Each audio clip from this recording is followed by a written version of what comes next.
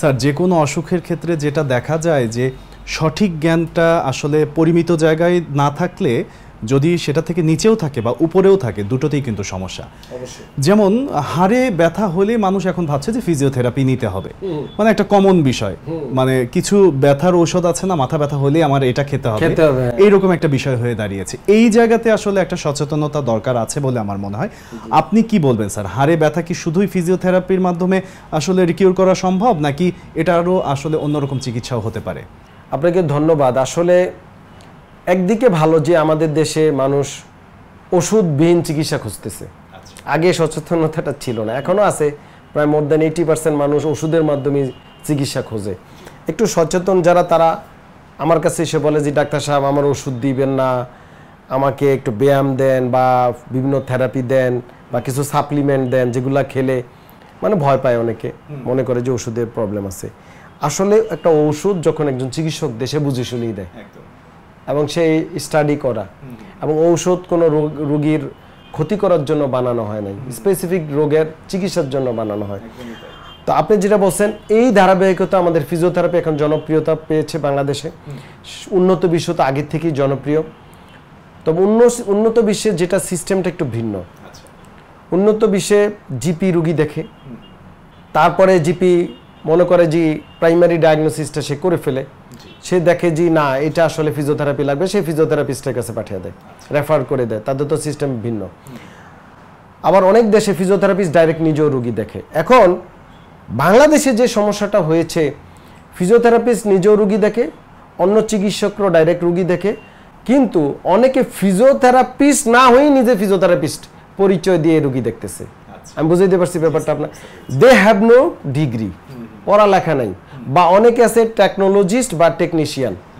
তো আমাদের মেডিকেল সায়েন্সের অনেকগুলো ধাপ আছে, নার্সিং আলাদা পড়ালেখা, মেডিকেল টেকনোলজি আলাদা পড়ালেখা, মেডিকেল অ্যাসিস্ট্যান্ট আলাদা, মানে এটা তো বিভিন্ন স্তরে পড়ালেখা আছে, এক একজনের কাজ এক এক রকম। তো ফিজিওথেরাপির ক্ষেত্রে দেখা যায় যে হয়তো বাংলাদেশে এখনো রিহ্যাব কাউন্সিল আইনটা অ্যাক্টিভ না, যার কারণে যে কোনো লোক হয়তো কোনো সেন্টারে কিছুদিন কাজ করছে, সে নিজে গিয়ে বিভিন্ন জায়গায় একটা চেম্বার খুলে ফিজিওথেরাপিস্ট পরিচয় দেয়। এখন রুগী তো জানান, একজন শিক্ষিত লোকও ফিজিওথেরাপি সাইনবোর্ড গিয়ে ব্যথা হয়েছে ফিজিওথেরাপি দিচ্ছে। দেখা যায় যে যদি সে ফিজিওথেরাপিস্ট হতো, ডিগ্রিধারী হতো, বিশেষজ্ঞ চিকিৎসক হতো, তাহলে সে বলতো নো, ডাক্তার রুগীকে বলতো যে আপনাকে আগে আমার রোগ নির্ণয় করতে হবে, যে আপনার কেন কোমর ব্যথাটা হচ্ছে বা হাঁটু ব্যথা হচ্ছে। সে রোগ নির্ণয় করে পেয়ে যেতে হতো, ধরেন ক্যান্সার উদাহরণস্বরূপ, তো সে জানে ক্যান্সারে কোন ফিজিওথেরাপি দেওয়া লাগবে, কোন মেশিন দেওয়া যাবে, কোন মেশিন দেওয়া যাবে না। ওইখানেই প্রবলেমটা তৈরি হয়ে গেছে, যে কোনো লোকই ফিজিওথেরাপি দেওয়া শুরু করছে, যার কারণে ক্যান্সারের রোগীকেও শর্ট হেপ দিতেছে, হিট থেরাপি দিতেছে, আল্ট্রাসাউন্ড দিতেছে, এক্সটেন্সিভ এক্সারসাইজ করাচ্ছে, বোন সেটিং করে, ব্যায়াম করায়, মানে করে রোগীর 13টা বাজায় ফেলছে। রোগী মৃত্যুসজ্জায় তখন দেখে যে এটা তো ক্যান্সারের রোগী।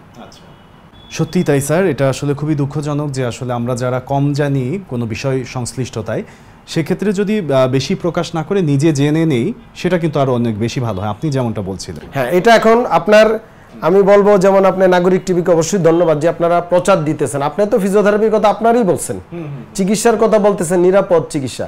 আবার পাশাপাশি এখন মিডিয়াকেও বলতে হবে ফিজিওথেরাপি চিকিৎসা ফিজিওথেরাপিস্টই দিতে হবে, অন্য কারো কাছে না। আপনি যেমন এই চিকিৎসাটাকে আপনি মিডিয়া এবং সরকার প্রচার প্রসার করে সারা ওয়ার্ল্ডে জনপ্রিয়তা আসছে, তদ্রূপ কার হাতে এটা নিরাপদ? আমি কি বুঝাইতে পারছি আপনাকে? একদম সঠিক মানুষের হাতেই আসলে এই দায়িত্বটা। এখন যে না সে ফিজিওথেরাপি দেওয়ার কারণে প্রবলেমটা হচ্ছে। আরেকটা হচ্ছে, আপনারা কিন্তু বলছিলেন যে এই ক্যান্সার হলে আসলে ফিজিওথেরাপি দেওয়া যাবে কিনা, এটা তো একটা কোশ্চেন। কারণ ক্যান্সার অনেক কারণে হয় এবং ক্যান্সারের অনেকগুলো প্রকারভেদ আছে, যেমন হাড় বোনসে ক্যান্সার হতে পারে, বিভিন্ন পেটে ক্যান্সার হতে পারে, লটস অফ জায়গায় ক্যান্সার হতে পারে। অনেক সময় ফিজিওথেরাপিটিক কিছু এক্সারসাইজ, কিছু ইলেকট্রোথেরাপি আছে যেগুলো ক্যান্সারে পেইন কমাতে সহায়তা করে। আবার এক্সটেন্সিভলি ফিজিওথেরাপি যে হিট থেরাপিগুলো আছে, এগুলো ক্যান্সারে কন্ট্রাইন্ডিকেটেড, মানে দেওয়া যাবে না। আমি বুঝাইতে পারছি কথা? তাহলে এই সিদ্ধান্তটা কে নিতে পারবে? একজন বিশেষজ্ঞ চিকিৎসক, যিনি এই বিষয়ে মানে ডিগ্রিধারী। একদম একদম, অনেক ধন্যবাদ স্যার, এই বিষয়টা নিয়েও আপনার কাছ থেকে একদম পরিষ্কার একটি ধারণা পেলাম। আপনাকে অনেক ধন্যবাদ, নাগরিক টেলিভিশনকে অসংখ্য ধন্যবাদ।